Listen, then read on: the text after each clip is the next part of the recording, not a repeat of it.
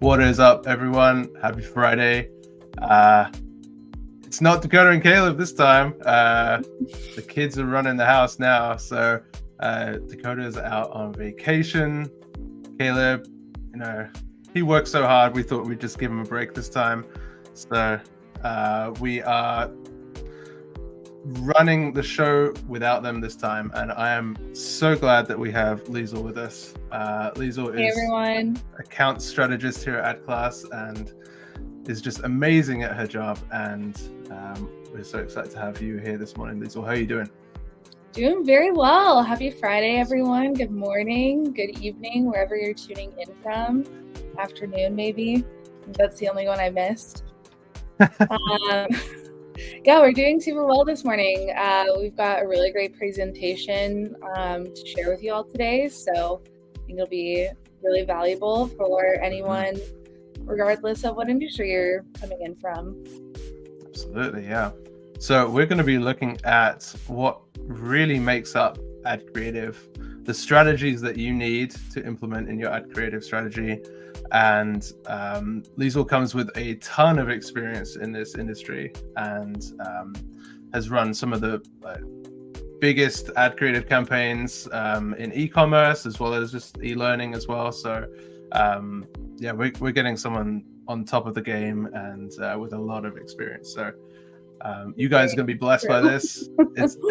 She is the creative director of Louis Vuitton.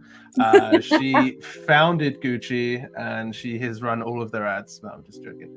But yeah, she's absolutely incredible what she does. So I'm super excited for you guys to catch on with this. So without any further ado, is there anything else, Liesl? No, you can call me Liesl Vuitton though from now on. Just I will definitely do that. Awesome. All right. If you guys are ready to get this training kicked off, we can go ahead and get started.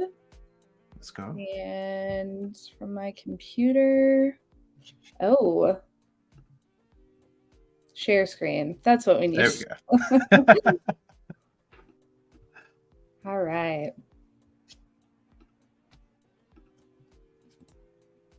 Matthew, can you see my screen here? Here we go. All right. Where is my present button? There we go. This is live, and you can tell. Yep. All right. So we are, today our topic is branded versus performance marketing, the core creative strategies proven to work in any market. So as Matthew mentioned, I have worked in both e-learning and e-commerce. I started in e-learning, switched over to e-commerce. Now I'm back in e-learning, hoping to do a bit of a hybrid with both once we get Adclass kicked off a little bit more. So let's talk about the difference between branded versus performance marketing. Branded marketing is what we think of when we think of e-commerce. We're also going to be thinking of anything that's like a huge scale campaign. So the difference here is that all branded content, when we think about it, is going to be capturing the aesthetic and the vibe of the brand. It's the number one goal. Thinking highly branded colors, fonts. If you are an e-commerce brand or even a high-ticket e-learning brand, maybe you have strict guidelines about how the brand needs to be spoken about, how it needs to be represented in the public space. When we think about how creative is shot, a lot of times it is using studio lighting. There's props. It's going to be on location. You're using models. You are having highly produced videos with the thought leaders and the coaches that you are filming. The video edits are going to be very highly polished, smooth transitions, branded music. You know, if you think about something like a laundry ad or anything with kids, it's typically going to be acoustic guitar. Tech, you might be getting kind of more into the electronic space with music. So that is going to be there. And then thinking about the copy that's used, branded phrase copy, brand motto, specific buzzwords. I used to support a kids brand who exclusively referred to kids as peanuts. And that was the copy and the messaging that we had to use when speaking about the kids that we were, selling to and the parents. Branded content typically lacks emotion, it lacks direction, and it lacks action. So again, thinking here, this is a very highly curated photo. Thinking about bigger brands, Nike, Just Do It. What does that even mean? The brand is so large, we don't really need to figure that out. And then also to empty messaging, soft call to actions, no urgency. You're likely doing more introductory type of headlines with these style of ads. So just quick, intros to the brand, like the best coffee you've ever had, or the easiest way to make plant milk without having to go to the store. Things like that. Whereas performance content is going to be the complete opposite. We're going to be using bright, eye-catching colors, red arrows, flashing, pointing, huge captions, all caps, short, explicit, action-oriented copy. We don't want people to spend too much time having to read through, lose interest. Products shown within 10 seconds.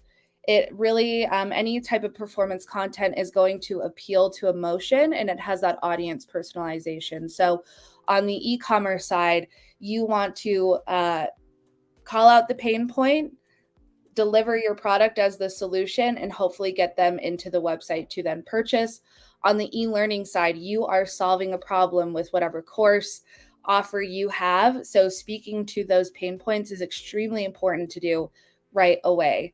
All performance content is focused on the offer. We're using tactics and psychological triggers like scarcity, urgency, again, really kind of getting into the mind of the buyer, the lead, whatever it is. And we have very clear call to actions and instructions. Sign up, watch my video, check it out now. TikTok works very well. And the reason why we're seeing such a huge, it's skyrocket, is because TikTok videos, no matter if they're an ad or just organic, they're very performance based, just the way that they are. Like the natural plane of TikTok is going to be very performance based content. And that's why we're seeing TikTok style ad creatives work extremely well in any space, is because, you're using weird sounds, you have captions, maybe you have bright arrows, somebody's doing something weird, like whatever you can get to grab your attention. That's why TikTok works. So when we think about performance content, that's kind of what we're gearing towards when we think about that. So taking a look at the branded versus performance scale, when we think about performance marketing, we're thinking about short-term conversions, doing whatever converts now, trying to get as many people into the funnel as we can, trying to get as many leads as possible, or prioritizing those easy, immediate wins. So for example, one of my clients has a guarantee that is in 30 days, you will make $10,000 if you buy their course. That is very performance-based marketing. Where brand on the opposite scale, again, we're building long-term brand equity.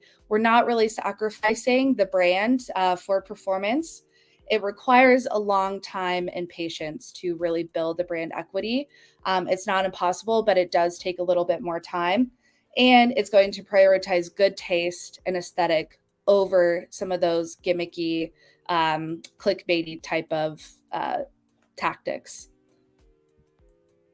So where do we actually want to be between this scale of performance and brand, and high performance versus low performance? The ideal territory for e-commerce, there are going to be situations where we need to sacrifice the integrity of the brand in order to convert. E-learning has a bit more leeway here because we need to be more performance driven, because we're typically selling things that are $5,000, $10,000, $15,000. And we need to be able to have people convert to that. Where with e-commerce, if you're selling a $60 pair of leggings, it's not that hard of a sell. So this is kind of the ideal territory. And as you can see, I have dipped here into low performance. And the thing is that we can sometimes sacrifice performance in order to convert. And I will explain that why here on the next slide. So why sacrificing performance can work.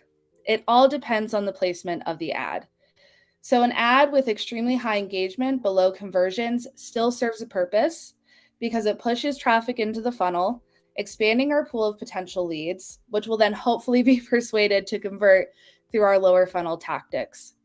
There are exceptions to this rule though. So if you have a high engagement ad that's placed all the way at the bottom of the funnel, that's only driving clicks and no conversions, that's when you would cut that off. And that's kind of one of the exceptions. Another exception is that the ad in question does not uphold the integrity of the brand or the offer. Anything that is super gimmicky, black hat, clickbaity, if you are running this and it doesn't align with your offer and you're just only getting it to get clicks, cut it off. Definitely don't be running those. And then the other one, again, is just if the ad is non-compliant and gimmicky, we don't want to be sacrificing the integrity of the brand completely just to drive those clicks and those conversions. What would you say some examples of non-compliant ad creative could look like? Non-compliant ad creative. So if we're calling out guarantees, like hard guarantees, there are some guarantees that we can offer, but if you're saying like you will lose 100 pounds in a week, a lot of times before and afters that are super severe or non-compliant, most of them probably won't even get uploaded into the account. They'll get denied before they even go live. But a lot of times, when we're seeing drastic, like the drastic promises, that's typically, not really a sign of a great ad. We'll likely get a lot of clicks, but, whether it converts is very questionable. Mm-hmm. So I do have a little example of what, this can look like. So I love cooking. I've been looking for a new cookware set. And Caraway is a brand I love to hate because I have clicked on an ad that looks like this. It's highly branded. It's beautiful. It drives everything that I want out of a cook set. It's very aesthetically pleasing. I have probably clicked on one of their ads that looks like this 10 times. I've visited their website probably 15 times, but their pots and pans are extremely expensive. And as somebody who likes to cook, it's very important for me if I'm going to shell out a lot of money on cookware, I want to see if it works. Not once have I been served an ad that actually speaks to the quality of their cookware. I'm not getting any sort of ads that talk about the longevity. I don't see any customer reviews, anything like that. And so for me, I am considered a very hot lead.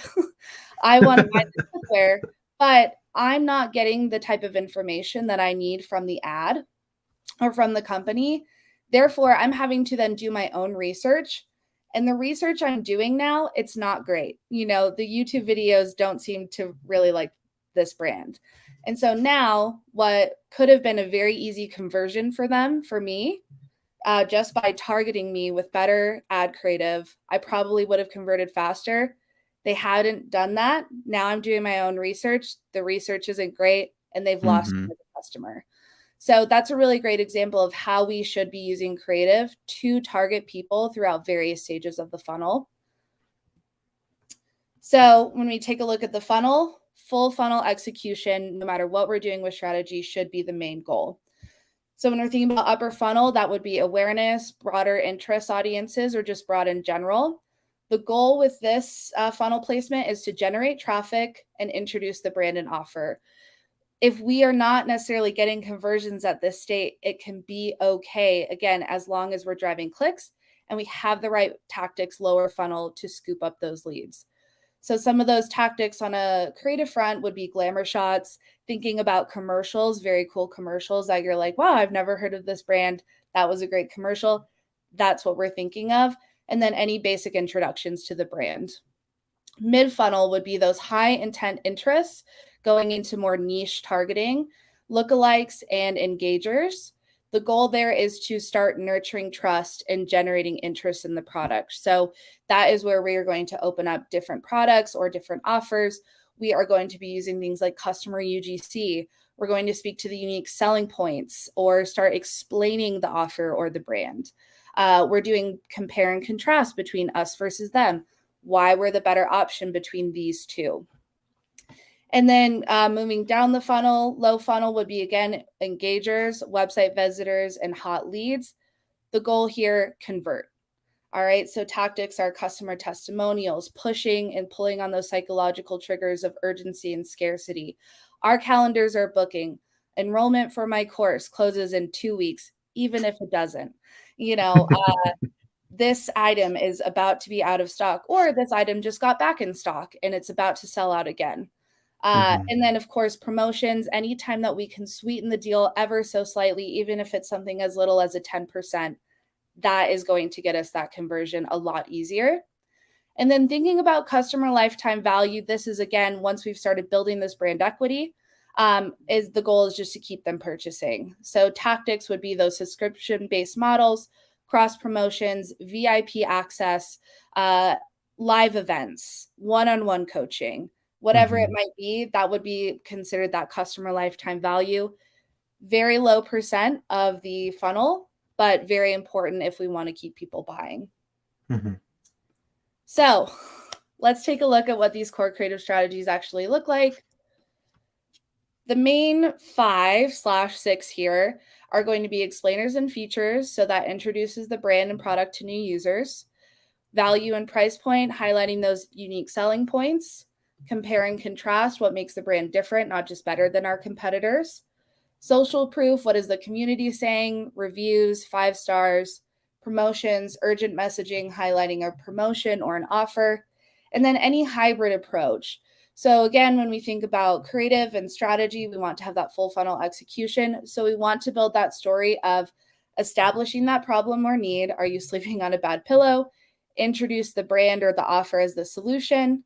Share the features and the benefits. And finally, have that call to action and the offer.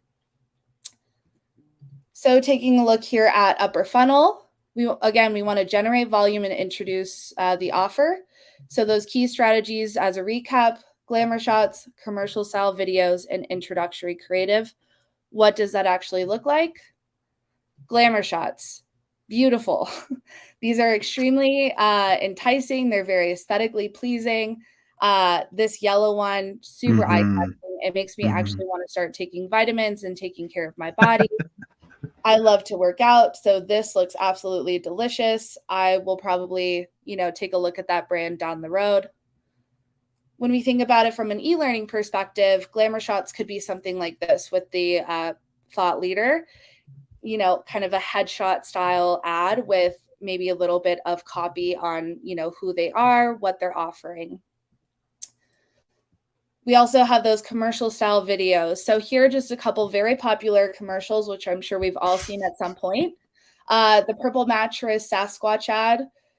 This probably did not sell a lot of mattresses, but boy, did it put purple in the spotlight. And I guarantee this ad drove so much traffic to their website. Dr. Squatch natural soap. Again, it's a Harmon Brothers ad. Very funny. You'll probably watch the whole 10-minute ad if you get served it on YouTube. Again, probably not driving a lot of conversions, maybe a bit more, but it's getting the brand out in front of people's face. It's funny, it's engaging, and it's doing, it's driving that awareness to the brand. Viore is the athletic brand, and they are crushing it right now with YouTube ads. But again, if I'm getting served this ad, which I'll link below, but it's, there's nothing really here calling out like UGC or pulling trigger. It's getting me just interested in their style. It's very aesthetic. And I will probably, take a look at their website to see what other products they have. And then introductions. Here's what I mean by when branded content has empty messaging and it lacks that CTA. So when we think about it, anxiety can make us feel restless, forgetful, on edge. Hims can help. It's fine, but it's empty. And it just introduces the brand. Make a difference in your non-alcoholic cocktails. Very simple. Introduces the brand. It's a very nice photo. The only bra, the support of an underwire bra without the underwire. Again, these are things that are just very simple that get the brand out there and get kind of the mission of the brand in front of your face. So now once we've introduced the brand and we've got people interested, now we start pulling on those psychological triggers through the mid-funnel tactics. So we're nurturing interest and we're building rapport through unique selling points, customer UGC, and brand/offer comparison. So what does that look like from an ad creative? Unique selling points. If you are a media buyer, creative strategist in the e-com space, these crush. Because we're pulling out different ways that these products are better, or we're going over ingredients Anything like this, like her skin is glowing. We've got all of these different arrows coming out. So these I would consider high brand and high performance because it's capturing both. The picture is neutral. They're very pleasing to the eye, but we have those arrows, we have the 5-star, we have bold text, things like that that are, again, speaking to those performance components. From an e-learning standpoint, if you don't know how to use unique selling points, things like this about your course are going to be extremely helpful. Things like carousels or infographic style ads, talking about the different things that people will get through your offer are going to be huge and help you actually convert some of those mid-funnel engagement tactics, people.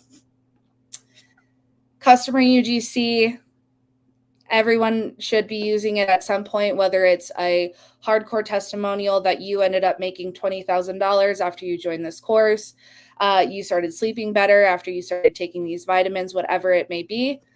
Again, when we think about customer UGC, if you are somebody who is asking influencers or you're reaching out to your community asking for videos, ask them to make TikTok style videos for you, because those are going to drive extremely high conversions, and it will feel homemade.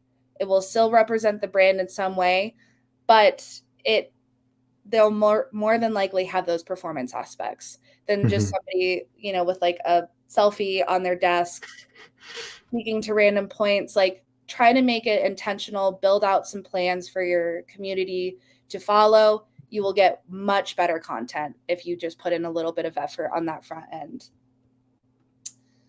Oh, these are going to play. We'll go ahead and watch one just so you guys can take a look.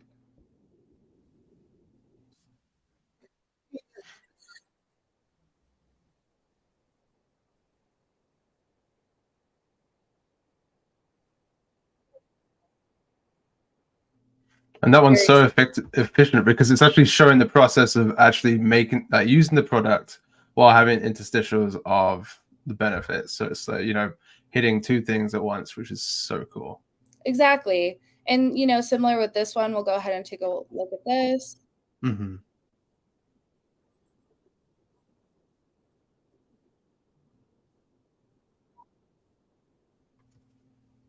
Super simple. You get the customer in front of the camera, but we're doing it in a way that, again, upholds the integrity of the brand while being very performance driven. And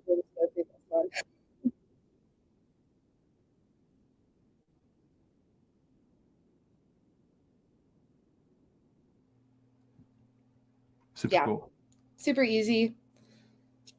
Okay, getting kind of back into the brand and offer comparison. So this is a really great way to showcase how your offer is better or different than a competitor. So taking a look here, this would be a great angle for anyone in the e-learning space. Your product or your brand's offer versus university versus a licensed therapist versus, a psychiatrist, whatever it is. This is a great way to do that. In the e-com space, of course, we want to be calling out things like our ingredients, our products, whatever it is, using these, and they're very easy to implement and create.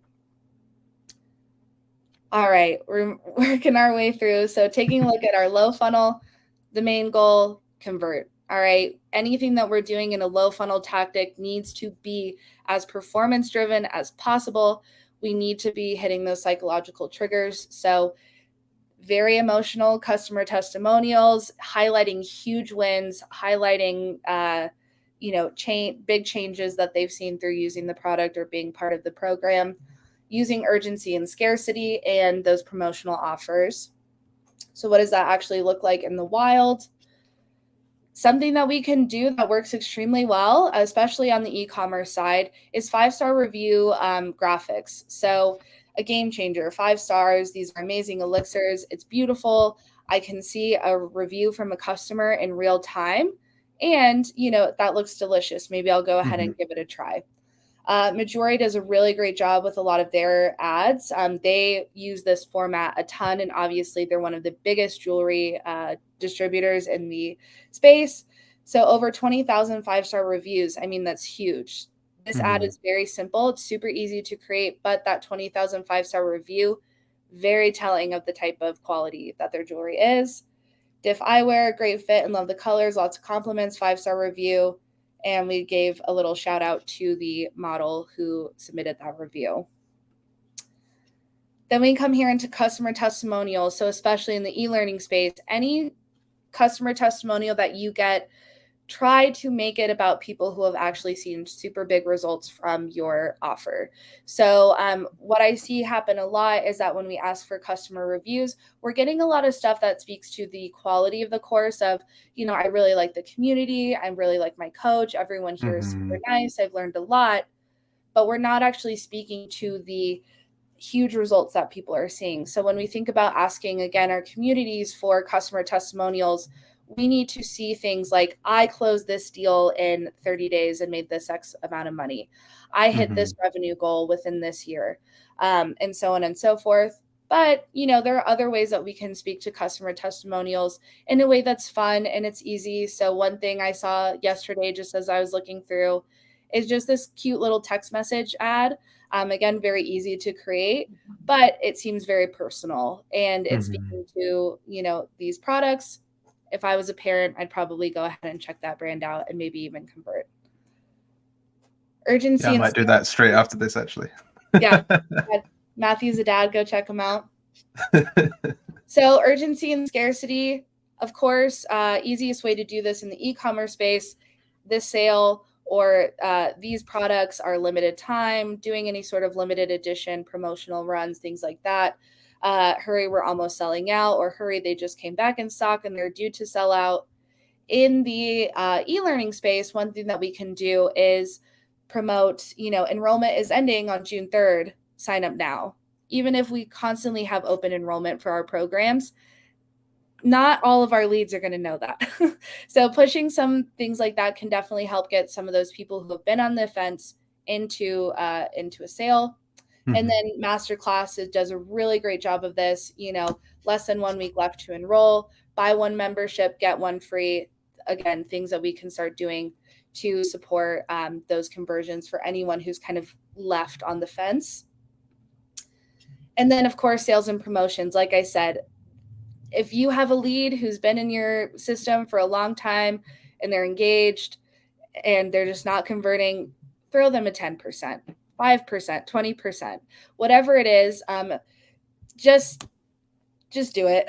Sales and promotions are a great way to build trust. As long as we can get the product in people's hands, we're more than likely going to get them to convert again. So from an e-learning standpoint, this could be, hey, you know what, we've had this lead in our system for a long time, or maybe they couldn't afford our course at that moment, but we're going to be doing a live training with the thought leader, and it's going to be a live webinar event, and we're going to sell tickets for, $500. Send that lead, that promotion, because the sooner they can actually see the value of the course that we are offering, the faster they're the more likely they're going to convert on the higher ticket funnel. And the more effort that they're going to put to try to make that happen for themselves. So again, as soon as we can put our product, our offer, whatever it is, in people's actual hands, that CLTV is likely going to rise. So whatever we can do to add value. Now, I want to talk about some of the top converting ad types that we're seeing in the space and really easy ways that you can implement various types of these strategies into a singular ad. Carousels are crushing it no matter what space you're in. From an e-commerce standpoint, one of the best ways that I've seen it used is that for any new drops or just you want to showcase various products. Coming in, you have a nice product photo. The headline is going to be the name of the product, and the link on that carousel will then send directly to that product. The general link on the ad would then send to the collections page. For e-learning, we're seeing this work extremely well for digesting the VSL or whatever copy that we would use in the primary text, shortening that and putting that information into the carousels, because carousels make it very easy to digest information in a way that feels natural and easy for the reader. So the more that we can implement carousels and actually get our ad copy that probably would have been, 1,500 characters or however long it is, try to digest it, put it in a carousel, see your conversions skyrocket. Simple as that. Again, quote style ads, one thing that we're seeing work super well is Twitter style ads. So threads could be an easy one that you could do as well, since that's the newer version. But this style of ad of like telling a story through a Twitter thread or through a Threads thread and pushing them through. So again, similar to how this is working, but it actually looks like it's a Threads ad or a Twitter ad. This is working extremely well. You can put some engagement numbers here to show that social proof. And then, of course, video content is always going to be king. So always try to have as much video content as you possibly can when you are creating. I don't think we necessarily need to watch these. We'll see if my presentation will let me.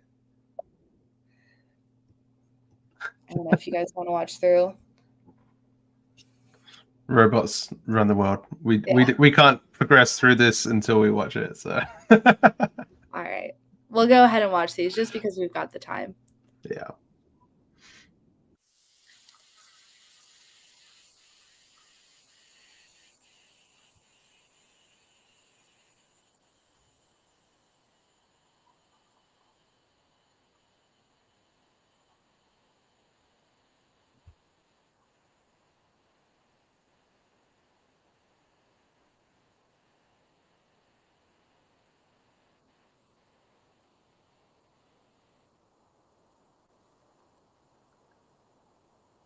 Great video. And then simple one here. I mean, trust Magnolia to know how to set up an aesthetic,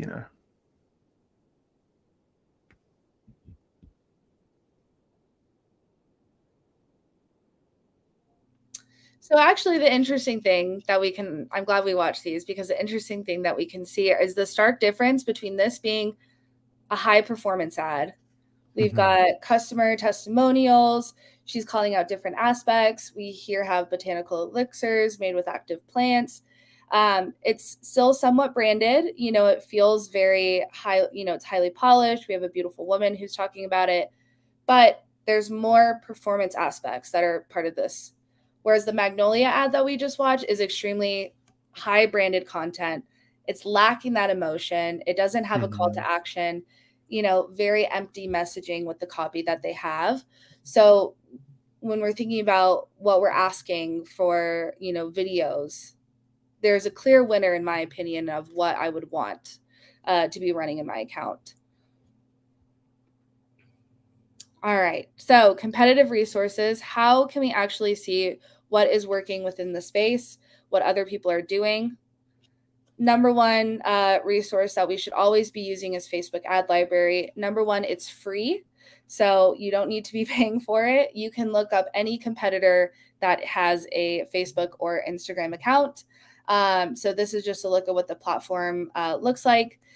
It's very basic. So if you are, especially in the coach or e-learning space, look at what your competitors are running as far as their ads. The biggest thing is we need to stand out, but as we can see, there are proven tactics that work.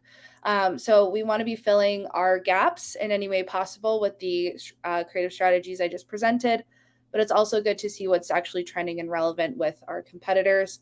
Facebook Ad Library, take a look, once a week, once a month, whenever you're trying to do new creative and see what's actually out there.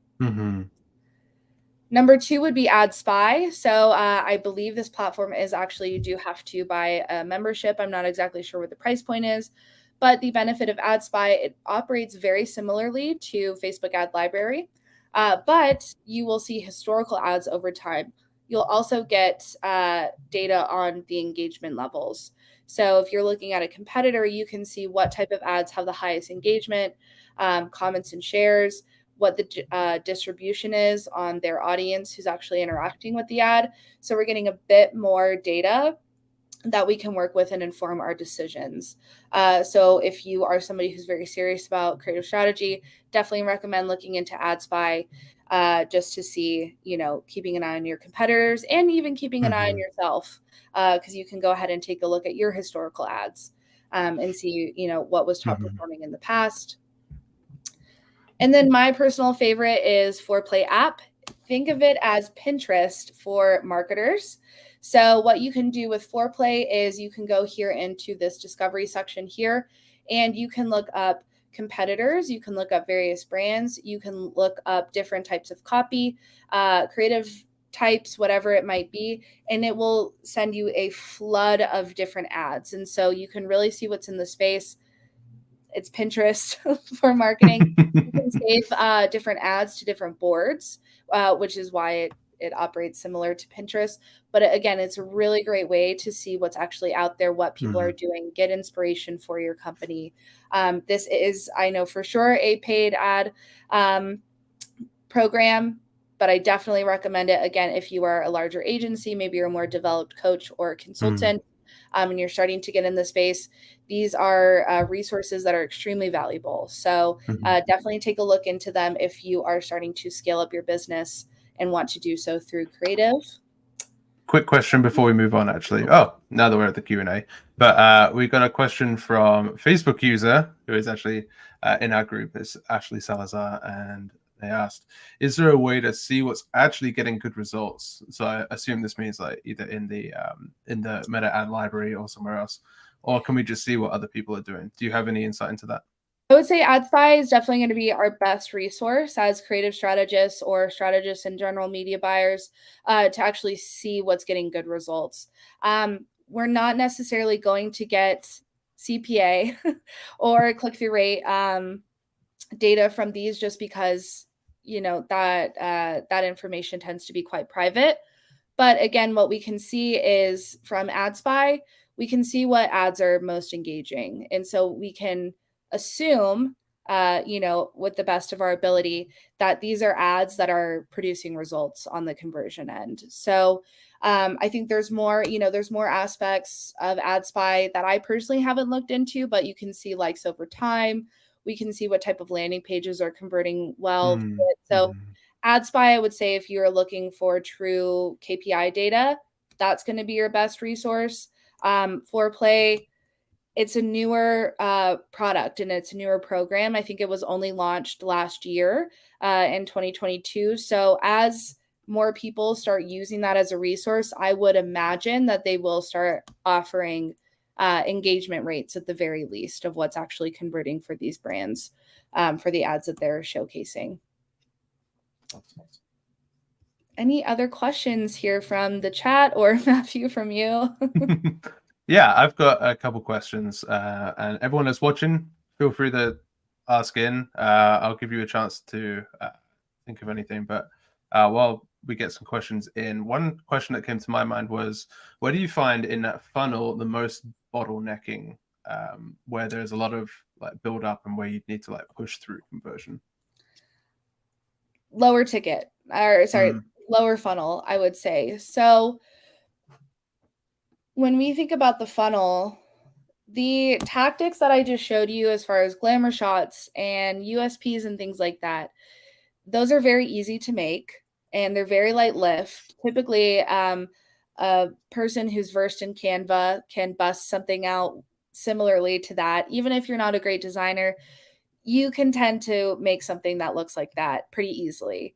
And so for that, that's a very light lift. And on the, coach and consultant side, it doesn't require you to sit down and film a VSL or, get customer testimonials. It's less time and effort. Where we see the bottlenecks tend to happen is through those lower funnel tactics where we need more video from the thought leaders or from the brand founders. We need videos from customers and testimonials. And if those aren't automatically at our disposal, we then have to wait to get them. And we have to hope that the ones that we do get back are good enough to launch and hopefully convert. So I would say, when we think about the funnel, we can send and create as much of the upper funnel and mid funnel tactics. Those are a lot easier to get. It's those lower funnel tactics that are a bit more difficult and take more time and patience. So that's why if you are somebody who's brand new in the space, and you're trying to figure out, how do I even get started with ads, or I need help scaling my business now, getting solid customer testimonials and videos from you as the founder is going to be the biggest needle mover, I would say, but it takes the most effort. So put as much effort into getting that as possible straight off the bat and as soon as possible. Then once you actually have those, you can start building on the other tactics that are going to be a lot lighter of a lift and easier to create. Awesome. Yeah. And, you mentioned the ad creative side of things and that not getting enough from either the brand or the individual that you're advertising. We're seeing a lot of success with AI generated ads. Midjourney is a huge resource that we can use as ad creatives. So got to plug that in there. I know that you've worked in Midjourney a lot to pretty good success. So we'll see. I'm still trying to learn the ropes of AI, just coming as somebody who has, I'm used to creating my own ads. So trying to figure out how to tell a robot how to create the ad that I have in my head can sometimes be, a little harder, but it is true. If you're somebody who's maybe not great with design, but you want to have a very good looking ad, AI is definitely a great route to go if you can't afford a designer, and just try to see what you can get from there. The other thing I would say too is, again, just kind of speaking to that lower funnel bottleneck, having rewards for your community, whether it's a one-on-one, a small group coaching call. If you're struggling to automatically get customer reviews, I'm trying to think of the word, but like have a kind of reward system set in place, do an email blast, whatever it is, offer 10% off this if you send in a testimonial, offer, hey, we're going to do a competition. Anyone who has seen really good results, create a video. The top 10 winners will get a one-on-one coaching experience with our thought leader. Maybe 10 people will get chosen. People will want to then, they're going to have that match lit and they're going to want to fulfill that because they'll want the opportunity of winning that promotion or getting this. So as long as you're incentivizing people, that's the correct word, use incentives to try to get those. So yeah, that's a really easy way if you're kind of struggling to figure out how to get those, and they're not coming automatically. Awesome. Well, great. I here? think we don't have any other questions, and I think you've been so thorough that you've already answered everyone's questions already at this point. So amazing work, Liesl. Thank you so much. Yeah, as a creative strategist, I know how important ad creative is and how important good ad creative is. So really appreciate having your insight on this, and yeah, it's been awesome. So thank you so much. All right. Thank you, everyone. It was a pleasure, and hopefully I'll see you guys on another training soon. Oh, yeah. Oh, absolutely. Yeah, I think so. I'll be asking you for help multiple times, I'm sure, but really appreciate it. Thank you, everyone, for watching. Next week, hopefully Dakota and Caleb will be back. If not, then I'll think of something. But I believe next time we'll be looking into optimizing ads, especially ones that they've already worked on in the past, about a month ago. We're going to recircle back on how those ads are looking and then show you where you can go from there. But yeah, appreciate everyone's either watching live or watching on YouTube. If you need to jump into the Facebook group and you're not already in there, then do that definitely. Facebook.com/group/free-Adclass. If you're watching this on YouTube, make sure you're getting in there as well. So thanks to everyone, and yes, subscribe everywhere. We put out as much content as humanly possible, trust me. And yeah, we appreciate everyone that's in these trainings especially. So thank you all. Have a great Friday, and we'll see you next time. Bye, everyone.